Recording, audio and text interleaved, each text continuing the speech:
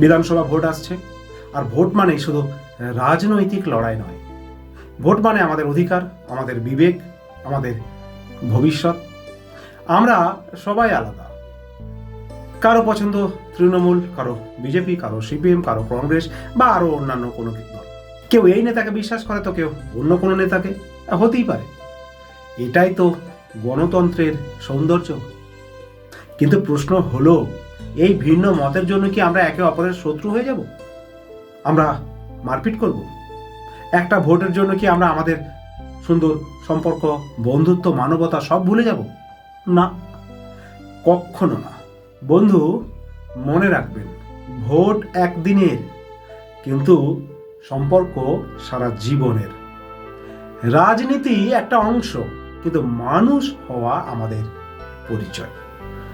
আমরা ভোট দেব নিজের মত অনুযায়ী, নিজের বিবেক অনুযায়ী, কিন্তু আমরা মারপিট, অশান্তি, ঝগড়া, কোনো প্রকার কোনো বিদ্বেষ ছড়াবো না। কারণ অশান্তি কখনো উন্নয়ন বয়ে আনতে পারে না, আনে না।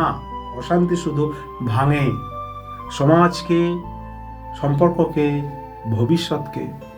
আজ যদি আমরা নিজেরাই নিজেদের বিরুদ্ধে দাঁড়াই, তাহলে আগামী প্রজন্ম আমাদের থেকে কি শিক্ষা নেবে, কি শিখবে?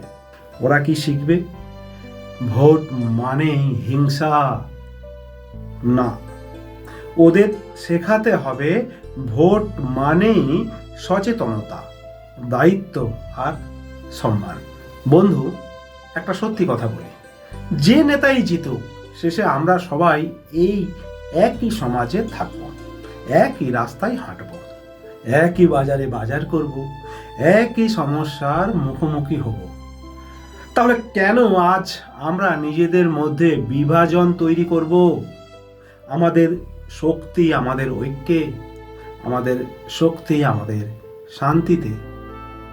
চলুন আমরা একটা নতুন উদাহরণ তৈরি করি, যেখানে মানুষ বলবে, হ্যাঁ, ওরা ভোট দিয়েছে কিন্তু এক ফোঁটা রক্ত ঝরেনি। চলুন প্রমাণ করি আমরা শুধু ভোটার নই, আমরা সচেতন নাগরিক।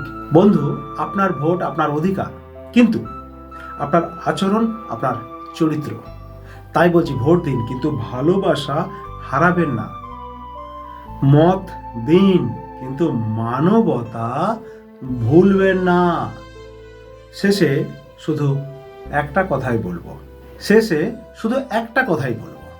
দল আলাদা হতে পারে, কিন্তু দেশ একটাই, মানুষ একটাই। আর হ্যাঁ, এই বিধানসভা ভোটের মুখে নিত্য নতুন আপডেট পেতে হলে বা এই ধরনের ভিডিও দেখতে হলে অবশ্যই দেখুন সমীর পণ্ডিত মোটিভেশন।